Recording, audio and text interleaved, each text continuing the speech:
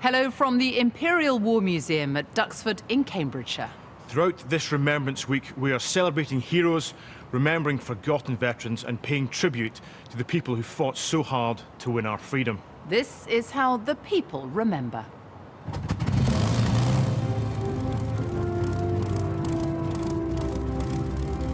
All this week, I'm exploring some of the treasures here with former Army officer Andy Talbot.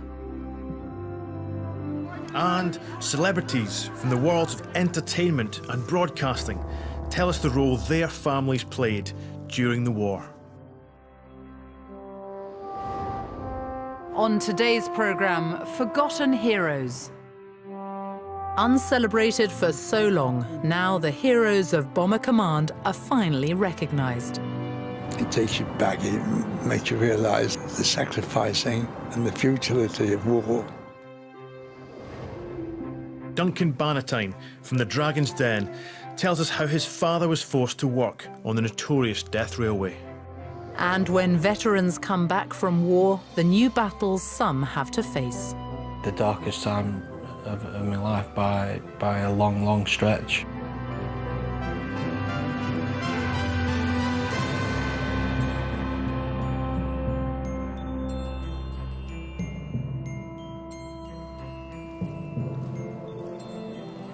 Hello from the Imperial War Museum, Duxford.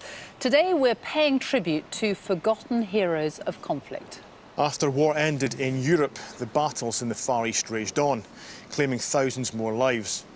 It is often regarded as the forgotten war, overlooked by a home country celebrating victory in Europe. It wasn't until 3 months after VE Day that the war in the Far East finally came to an end, halting one of the worst episodes in British military history. During that period, tens of thousands of servicemen experienced the brutalities of prisoner of war camps.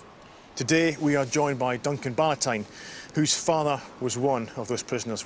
Duncan, thank you very much for joining us. Yeah. Now, your dad was in one of the regiments that was captured by the Japanese. He was, yes. He was captured when the boat he was on going to war was actually sunk. He told me that many of his friends drowned. He was picked up by a Japanese boat, so taken straight to prison war camp. And he only survived because he was such a good swimmer. That's right, yeah. And you know, that's the great thing. One of the things he did when he came out after the war, he made his mind up he was going to teach all of his children to swim. So he taught us all, before we could walk practically, he taught us all to swim. So it was great, so I love swimming. I've done the same thing with my children, my grandchildren now. They're all good swimmers. Yeah, so. How much did he talk about it? I mean, he died 30 years ago, didn't he? Yeah, almost 30 years ago. He talked about it very little. But I know that when the war ended, he was one of what was called the living dead. They were like skeletons walking around. And he was very lucky to survive. But there was occasionally, when we'd go out and have a drink together, he'd talk about something. And I remember one day he got just a little bit animated when he told us about the day they'd found a rat. And they managed to catch this rat in the camp to cook it and eat it. And he told us extensively how much they enjoyed eating it because they were starving. They'd had so little food. Yeah. But it was such a traumatic period. Did he ever talk to you in detail about that or not? Did you ever see, you know, for yourself what he'd gone through when he spoke about it? No, he told me quite often about some of the illnesses that some of the people suffered, and it made you swell up sometimes when you were starving. But he never actually get into detail about how he suffered, and I don't think it's normal for a prisoner of war to do that. It really doesn't bear thinking about. We'll talk plenty more about your father later on. Now, while the war was being fought in the Far East, Bomber Command was fighting in the skies over Europe. They faced the deadliest odds. It's a staggering figure, but more than 55,000 airmen from Bomber Command were killed in service. During the war, the men of Bomber Command were regarded as heroes, but after that, many of them felt their contribution to war went largely unrecognised. This is one veteran's story. We're scared, really scared.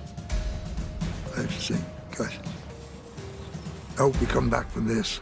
I don't want to die. We did a hell of a lot of damage. There's no getting away from it. And it haunts you. The story of Bomber Command is one of bravery, sacrifice and controversy. Initially set up as a deterrent in 1936, the men of Bomber Command went on to fly more than 360,000 missions over Europe. Almost half of those who signed up were killed during the war. It was a job that youngsters in those days just had to get down to doing.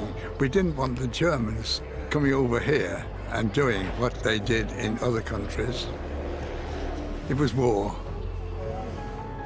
Frank Tolley was 19 when he joined the RAF, spurred on by the sight of his hometown of Coventry after a devastating air raid by the German Air Force in 1940. Seeing the damage and the smoking that was still, the fires that were still going on, I thought, hell's bells, if this war is going to be won, it's going to be won from the air. By the age of 23, Frank had qualified as a bomb aimer and was the oldest of the 7 men in his Lancaster crew. Now 94, he's returned to Lincolnshire, where he was based, to see one of the few remaining Lancasters. Had a few knocks, hasn't it? It just makes you, first of all, wonder, gosh, has 70 years gone by? Makes you think of the fellows that you flew with and wondering, you know, just what happened to them. We were a good team. I was the old man at 23. The gunners were only 18. Oh, it was a lot of fun. We went out, when we were off duty. We would go down to a local pub and chat up the girls. We were young, you see. We lived as well as diced.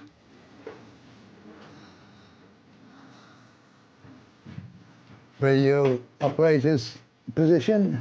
For the first time since the end of the war, Frank is heading back to his bomb aimer position at the front of a Lancaster. It was a doddle getting in before. No trouble at all. Frank, you're getting old, boy. Take-off and landing. This would be my position. I was standing here, waving to the WAFs down there that were seeing us off. Every detail of this Lancaster has been restored to how it would have been when Frank was last here in the 1940s. Oh, it is the same. I put these down, lights would come on. I would be over the bomb site here, and I would be calling to the pilot, left, keep it steady now. Target's running down line of the bomb site, steady. It's on the cross, pair switch pressed, bombs all go. And there it is. On our first raid, I remember when I released the bombs, I just watched them go down, and I was saying to myself, I'm breaking the 6th commandment, I'm breaking the 6th commandment. And suddenly I heard a voice say, when can we close these damn doors? It's bloody cold up here. That was my first operation. Frank flew 22 missions in the Lancaster. There were hard raids, some of them, quite long. The raids proved devastating for both sides. More men died flying with Bomber Command than serve in the entire Royal Air Force today. 55,000 lives were lost. For decades, historians have debated the rights and wrongs of dropping thousands of bombs on German cities night after night. Many feel the achievements of Bomber Command were deliberately overlooked. Bomber Command had a dirty name. There's no getting away from it. We ought to have had the Air Crew Europe medal, but what's a medal? You know, the thing is, I'm here. The last time Frank heard these engines starting, he was setting off on a mission in 1945. It's hoped this plane will soon be able to fly again, but for now, just taxiing around this wartime airfield reignites old memories. When the engine started and we started taxiing, bumpity, bumpity, bump, after 70 years, it's almost like a dream. It was quite a pleasant experience to be getting into a Lanc, knowing that you were definitely getting out, you weren't being blown out. Yes, it's good to see it. It makes you feel young again.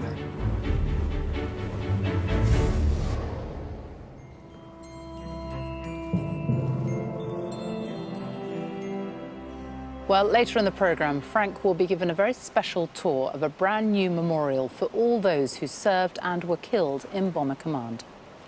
Now, Duncan, your dad worked on the Thai-Burma Railway, which was notoriously known as the Death Railway. Yeah. That must have been a horrendous experience. Yeah, it must have been terrible. And so, you know, so many people died there. You know, it was just difficult. I think surviving was what they did. It was the only thing they could do, was survive or die. The most extensive conversation I had with him was after my sister's funeral.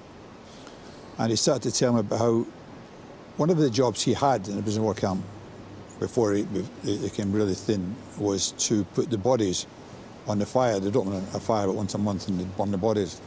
It was really upsetting for him to talk about that. So I think the reason a lot of prisoners of war don't talk about it is because it's so upsetting for them to do so. He got moved around a lot, didn't he? He did, yes. For some reason he was taken to, I think it's called Formosa, and taken to Japan and taken to a prison war camp there and just spent the rest of his war years there. I've got a couple of documents I don't think you've seen yet, but so let's have a look at one of these. This is his liberation questionnaire. So this is what he filled in on liberation, and you can see there. I'm sure you can recognise his handwriting. It's his own writing there, I think. Is that your dad's handwriting? I would think it is, yeah. It's very similar to mine. And you can see here, so it lists the camps. Kuala Lumpur. There, Kuala Lumpur, Thailand. and then Thailand, and the dates he was taken there. Yeah. The date he was first captured, actually. When he was first 26th captured, of where February, he was. 5th, 42. 42. Yeah. And then his regiment is, I think you know, the Argyll and Southern Highlanders up there. Oh, that's Formosa, and then Japan. Yeah. Formosa, Japan, Manila, Thailand. Wow, 3 different camp leaders. Yeah. And then we also have this. There you are. This is his prisoner of war index card, filled in by the Japanese. There's his name, William Bannatyne. Yeah. Date of birth, which they got wrong to begin with. His battalion, and then obviously his address and everything. And then this is really interesting. We had this translated here. So his occupation, and he lists as a farmer. That's what it says. Was he ever a farmer before the war? Not to my knowledge. Maybe he did that for a reason. Maybe. Yes, maybe he did. Maybe there's a rumour if you see you're a farmer, you get out in the fields or something. Yeah. And the address there, is that address you recognise? Yes, Cabot Road, Clydebank. Absolutely, yeah. Yeah, I think that was the pub. It's amazing, though, isn't it, to see these documents from the past? Yeah, yeah, it is. Yeah, unbelievable. Well, thank you for now. We'll talk more about it later on. The war in the Far East ended when the atomic bombs were dropped on Hiroshima and Nagasaki. And this is the 70th anniversary of VJ Day. The occasion was marked by a service attended by the Queen and a march past at the Cenotaph in London. Many Far East veterans attended the event, and as part of the BBC coverage, 2 of them told their stories. The Japanese were just approaching Singapore Island. I knew then that the situation was hopeless. We could never, ever defend Singapore. It was inevitable that Singapore would fall into the hands of the Japanese. And as far as I was concerned, this meant that I would become a prisoner of war. On the advance on Singapore City, they entered the hospital and killed every patient, doctor, nurse in that hospital. If they could do that, they could do anything. All the Japanese thought we were cowards in every way, and if we'd been honorable, we'd have fought until we died. They didn't know what to do with us. But very soon they realized that we could be useful and be formed into what was called working parties. To begin with on Singapore Island itself, and later on, of course, the Death Railway. We stopped in dense jungle. Then we realized we had to go through 30 feet of solid rock by hand. My job was always a doctor, but the Japanese didn't treat me differently, except that I didn't go out on the work parties. I went up to an island just south of Singapore called, in those days, Blackamati. We called it Hell Island. And we all had starvation beriberi, which was nasty and painful and all sorts of things. But the acute dysentery was a great killer of things. who would see your slaves and you'd be beaten up for nothing at all. You didn't know what you were being beaten for. One of my bashings, it was a nice one because I never felt a thing. They knocked me out. When I'd recovered and came back, seeing my fellow officers, and they said, "We thought we'd lost you, Doctor." When you finally got up from the ground, you were staggering towards the officer with both your hands clenched as though you were going to hit him with a fist. And the little Japanese private standing by him was just going to bayonet you. And for some reason, the officer stopped him doing it. And I said, that was, as far as I was concerned, the best bashing I've ever had. I was determined to beat the Japanese. I took great pleasure in getting through one day to the next, undoing bolts on the bridge and cutting into the bolt to weaken it and that sort of thing. The first bridge over the River Kwai collapsed, and we, as a camp, got punished for days for that. It was sheer hell. People have often asked me whether I hate the Japanese or dislike all these people who treated us so abominably. And I say, no, if I hated them, it doesn't do them any harm at all. I will never forgive. If I forgive, I'm being not true to myself.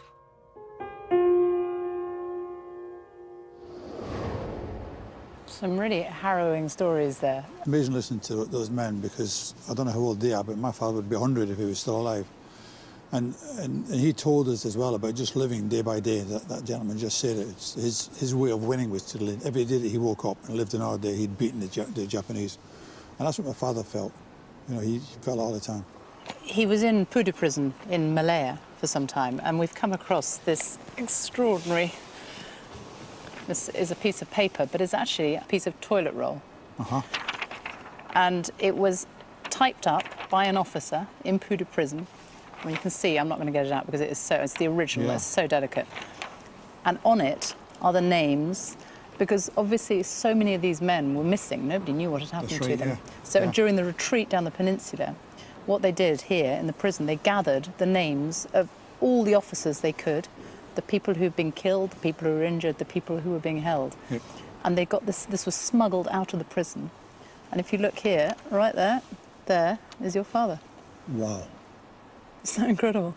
But it was typed up by a British officer, smuggled out of the prison, and they were given instructions on the toilet roll that it was to be taken. They took it down to Changi, Right. by somebody who was passing through with the Japanese army, smuggled it out, and they were told to unroll the toilet roll very carefully, and at the bottom of it they found that. Amazing. Amazing. Isn't that beautiful? Isn't it just, yeah. It's extraordinary. And the experiences your dad had in the PW camps was terrible. Yeah. How did that affect his life back home? You know, what I think is absolutely amazing is that what my father told me that his way of winning, like living every day, was when he was released, he was determined that he was going to get fit again, put weight back on, meet a woman, get married, have a family, get a job, have a family. And 4 years after liberation, I was born, the second child. So he'd done all that in 4 years, met my mother, married her. My sister was born in MA, and they had a house and a job. He worked in a single stone machine factory, big factory in Clydebank, and he worked there until his retirement. Do you wish that you had been able to talk to your father more about it? Yeah, I'd love to really talk to him now about it. It'd be fantastic, yes. And I wish I had done, yeah. Well, thank you so much for sharing your memories of your father with us today. Thank you. Later on today's programme, we hear how one veteran is battling against the odds to honour fallen comrades. To lay that wreath on that special day will be up there with the greatest achievements that I've done in my life. I go behind closed doors to have a peek at some of the exhibits in the museum storeroom. And on their 200th anniversary, we hear the pipes and drums of the 2nd Battalion Royal Gurkha Rifles.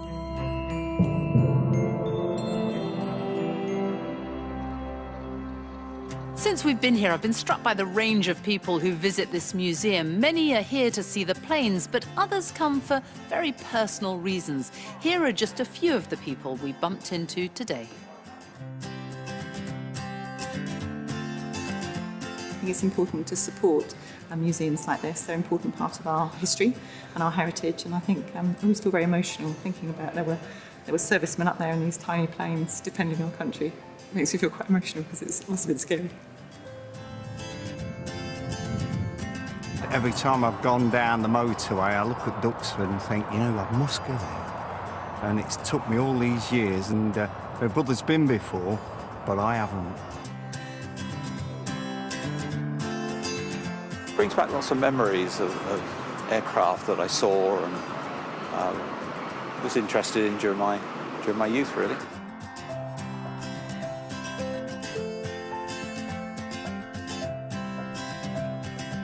It's my birthday, and it's a treat from my wife, and I didn't know I was coming.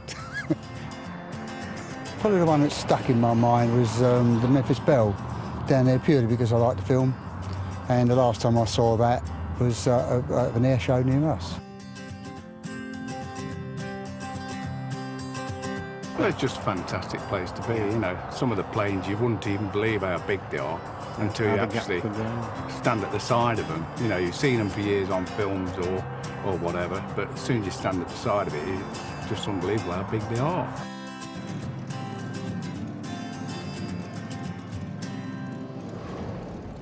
I've been allowed access to an area that's normally off limits to the public. This is the storeroom, which is quite a mundane name for an area that houses thousands of very interesting artefacts. And they're not normally on display, but I'm here with curator Martin Boswell, and he's going to allow us a sneaky peek behind the scenes. Martin, thank you very much. Now, I mean, some of the artefacts and objects in here are fascinating, so why aren't they on display in the museum? Well, the National Museum is really duty-bound to look after its treasures. I mean, for example, I look after over 15,000 uniforms. And when you envisage that the exhibitions are, generally speaking, thematic, we can't show everything all in one time. So for the future benefit of generations to come, we need to preserve what we have. So it means to say we have to have a professional environment with lighting levels and humidity control, such as what we've got here. And you've got some prize examples here. Oh, absolutely. And when you consider, certainly in the uniform collection, we could sort of put it in two categories, either generic, in other words, to objects that are worn by unknown people, or significantly items that have a known history. And I see you've got some examples for us here. This is an example of a generic item in a collection, in which case it's a very nice example of an ornate cavalry helmet worn by Kaiser Wilhelm's bodyguard unit before the First World War and, in fact, during. Now, marvellous as it is, not terribly practical for frontline service. And when they went over to Poland and into Russia on active service, they got rid of the eagle, put a spike on it instead, and the only concession to being on horseback on the battlefield was to wear a cloth cover over the top. Now, this is one of those objects in the category of uniqueness because we have a known history. This belonged to none other than Reich Marshal Hermann Goering, the number 2 of the Third Reich. One of the most colourful characters, but also one of the most vainous. He had well over half a dozen different uniforms designed to his taste, and this is just one example. And something completely different down here. Oh, absolutely.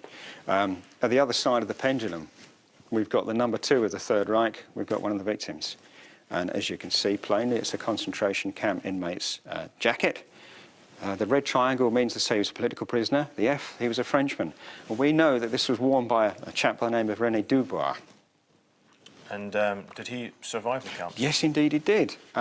And on liberation, he walked out of the camp that he was at, got all the way back to France until he could change into civilian clothes once more. But he maintained this at home all those years as a dark souvenir. There's a certain natural justice in the fact that the man that wore this jacket survived the war. Oh, very much so. Whereas the man that wore this jacket, and rightly so, did not. Indeed. Absolutely. And looking around, even I recognise some of the objects you've got here. For example, the kit that's on the mannequin looks familiar. Indeed, yeah. This came to the museum 2011. It was worn by a man who was out in Afghanistan in 2010. And it really exemplifies the fact that despite us being formed in 1917, and we've collected all the way through the great conflicts of the last century, we're still collecting up to present day. Well, Martin, thank you very much for allowing us access and showing us around what you've got back here. Enormous pleasure. Thank you very much.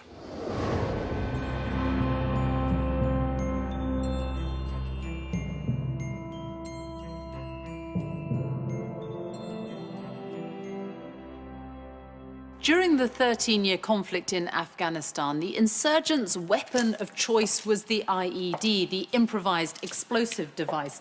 This husky vehicle was hit by one and, as you can see, was badly damaged, but thankfully no one in it was injured.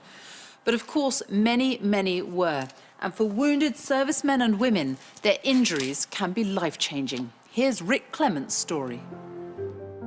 6 years ago, Rick Clement was a newly promoted infantry sergeant in the Duke of Lancaster Regiment. Really felt that I'd achieved something to reach the senior rank and to have the responsibility of people's lives when you're deploying on operations is as big as a kind of privilege that you can be given. Rick's first test of this responsibility was in Afghanistan, and during his training, the dangers ahead weighed on his mind. There was a lot concentrated on amputations and severe wounds and how to treat them. So straight away, through that, you kind of got a very good idea that the chances are you might be doing that for real. I suppose you can't think that it'll happen to you, or you wouldn't want to go anywhere. In April 2010, Rick's platoon was sent to southern Afghanistan. 7 weeks in, he was leading his team on a routine patrol. Always conscious of hidden Taliban bombs, he had to decide their best route. We only needed to go about 10 to 15 metres along this path, and it was still pretty close to our base, so I felt it would be all right to go that way, really, and it was my decision on the day. The two men ahead had checked the path for bombs, but Rick put 1 foot wrong and triggered a hidden explosive device. The only way I can describe it, how it was to me at the time, was it was like a puff. And obviously it wasn't. It was a massive explosion, but that's how it kind of sounded to me. And then everything went just dark. Rick's injuries were life-threatening, and he was flown to the UK for treatment. He'd lost both his legs and was in a coma. After 3 weeks, he woke up to face the full extent of his injuries. He was told he might be wheelchair-bound for life. I just felt like, how was I going to deal with it all? How, was the rest of my life going to be rubbish, where I've got to be looked after by somebody 24 hours a day? And to me, that isn't much of a life, It was just trying to give yourself a reason, I guess, to carry on, I suppose, and want to carry on. The darkest time of my life by a long, long stretch. While Rick was at his lowest ebb, one of his best friends was killed in Afghanistan. This made him rethink his own situation. I was just devastated. It broke my heart, and it made me realise that I need to appreciate the fact that I am still there with my family. The painful months of rehabilitation started to take their toll on Rick's marriage. Over the next year, we grew further and further apart, and it just became clear, really, that we weren't right for each other. And we had to kind of make the decision where we were going to go our separate ways. Rick had to adjust to life on his own, and in a wheelchair. Even simple tasks like laundry were a struggle. Back in the early days, I was dropping things quite a lot, just because of my grip, really, and I wasn't able to reach the floor. And it's very frustrating, obviously, when you need to get someone to pick them up.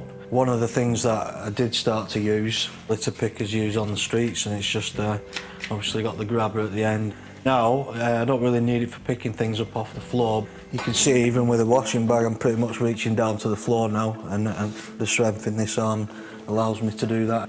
It's not really much more of a difficult task than for anybody else now. Domestic god.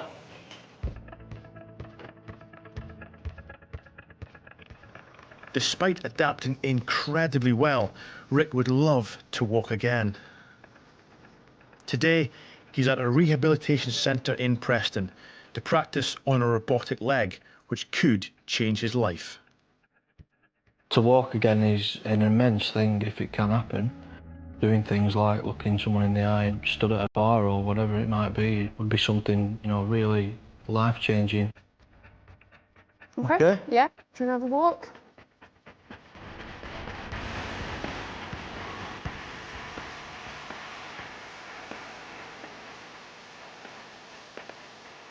It's taken Rick over 6 months of gruelling training to get to this level of walking. As you can see, I'm starting to sweat quite a bit.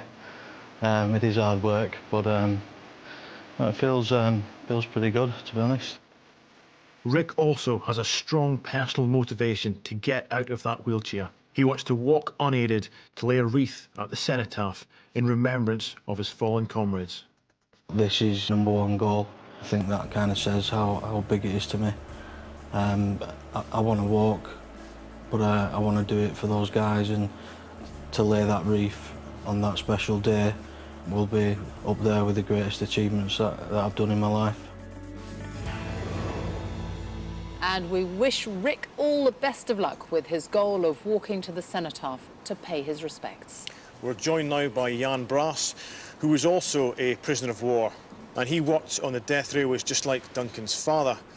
Jan, what was it like being a prisoner of war in the Far East? In the beginning, we stayed a long time in Thailand, in Bampong, which is near the River Kwai, but we were treated quite reasonably. We had good food, and work was not heavy. It was after that the trouble started, when they started building the railway. And when the railway was complete, you were moved on to other work, weren't you? We moved to Japan because they had other work for us in the coal mines in Japan. I'll tell you a story. I was beaten in Japan because I didn't salute the guard, which was my fault. You had to leave the barracks, and if you left the barrack, you had to shout "Kere" and bow to the guard, so that they knew that there was somebody in the camp loose. And I did not shout "Kere" because I was carrying 2 buckets of hot water. Well, I was beaten up there as I have never beaten up in my life before. And it was much worse, in my estimation, than the railway, because the railway meant that you were still in the open air. You could see the sky, you could feel the wind. In the mine, it was dark and it was very gloomy, and the work was very dangerous. I lost my best friend there. The roof fell down on him. And how did you get to Japan? By ship. We were put into the deeps of the hole, and we were terrified because the Americans were very often torpedoing ships that they saw, and they didn't bother whether they really did not know that we were on board or not. And this is what happened to your father, isn't it? Because his ship was hit. That's right, yeah, he was on the upper deck. His ship was hit, and he survived. Do you feel that you can forgive the Japanese for the way you were treated? Well, I still hate the Japanese, and really, really bad. Really? Yeah, a lot of people have gone back to Japan to sort of be friendly, to befriend them. And I have never felt that urgency. Those experiences in the mines and on the railways under these brutal regimes, it must change how you look at life. Yes, it was a strange thing. When I was still at the railway, I was very religious. I had a book, a religious book, and I looked at it, and I really felt religious. But I've long since departed from there. Incredible, hearing your stories. I mean, does it shed light, Duncan, for you any more on the sort of thing your father must have?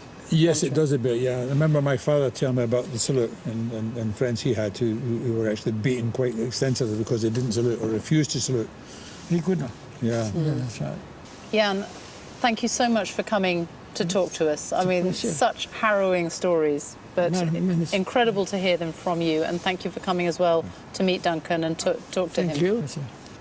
Now, earlier we heard from a veteran who wants to make sure the achievements of Bomber Command aren't forgotten. So we took him to see the new memorial to Bomber Command in Lincolnshire, which is taking shape.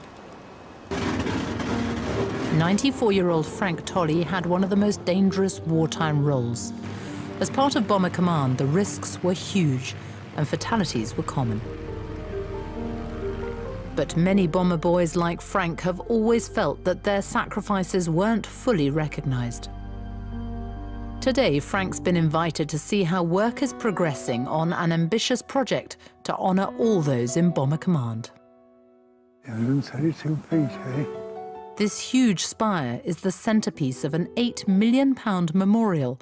It's the same height as the Lancaster's wingspan, and eventually these panels surrounding the spire will display the names of every person who died serving in Bomber Command.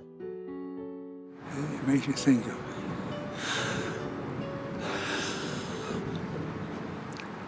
all of the names that would have got on there. It had to be, but why?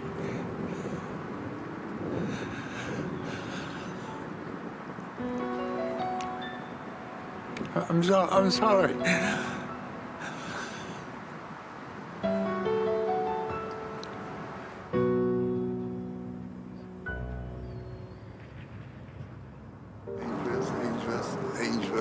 Ainsworth, number of Allens too. It takes you back, it makes you realise the sacrificing and the futility of war. There should be other ways of settling disputes and to be for each other, not against each other. The spire has been built to frame Lincolnshire's biggest landmark, Lincoln Cathedral. For the bomber crews leaving on missions, it was often their last glimpse of home. You hope, as you passed over or nearby there, that you would see it a few hours later on when you returned. So this is the plan of the site, and we're standing about here on this plan. Yeah. The memorial has been designed by Stephen Palmer. Every part of the site reflects aspects of Bomber Command and the people who served in it. But will they be on both sides of the panel? Or they will, exactly, yes, that's right, they will. All the guys I've met have been fascinating. They always have very clear memories. They always have a very sort of relaxed attitude to it, and they downplay how important it was and how hard it was. They're always very matter-of-fact and down-to-earth. And it's just a long overdue commemoration of their effort, really. The first phase will include the names of 26,500 men who lost their lives serving from the Lincolnshire bomber stations. By the end of the project, they hope to have engraved all 55,000 names into these walls. Just down the road from the memorial, this machine is running around the clock, laser-cutting thousands of names. And behind every one, there's a story of bravery. It takes 6 hours per plate, which understandably is quite a long period of time to be engineering anything. It's really, really good to see somebody who was actually involved in the whole thing. I could see his face when the names were being cut. He looked really in awe. And yeah, we're all so proud to be involved. Back at the site, the work continues. As well as the spire and memorial gardens, the International Bomber Command Centre will house a classroom, library and museum telling the remarkable story of airmanship, courage and sacrifice. The two towers across there, and this up here, it'll be here for other generations to be reminded of the futility of war. And that memorial will be open to the public in 2017. Well, that's nearly it for us today, but before we go, we've been joined by some of the pipes and drums from the 2nd Battalion Royal Gurkha Rifles. Now, 2015 has been a very special year for you, hasn't it? Yes, Andy, of course, it's a very special year for us because we've done 200 years of service to the Crown, and it's so proud because we have that healthy, wealthy sort of history that our forefathers made, and then it's so proud to celebrate that 200 years during the 215 year. And you are Colonel Brigade of Gurkhas. The Gurkhas are very much in your blood, aren't they? They are. I was born in Nepal. My father and brother both served in the Gurkhas, and I think that sort of reflects very much, as Captain Mukti was saying, that this is very much a family organisation, and it's not uncommon for sons and uncles and grandfathers and whole families to be part of the brigade. Now, tell us what you're going to be playing today. We're going to be playing Mist-Covered Mountains.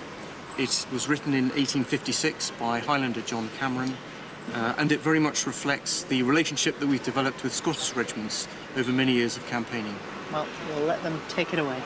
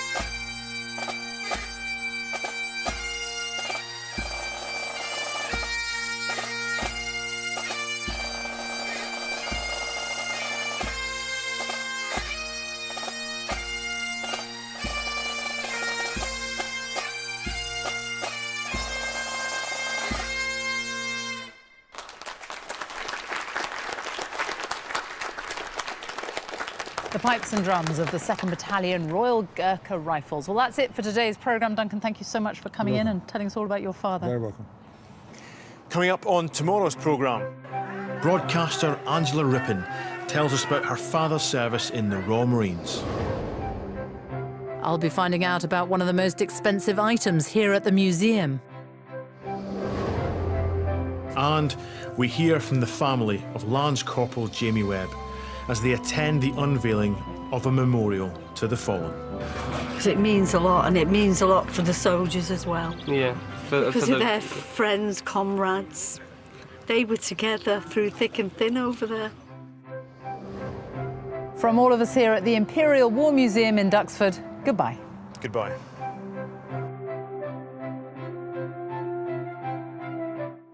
The People Remember continues at 9:15 tomorrow.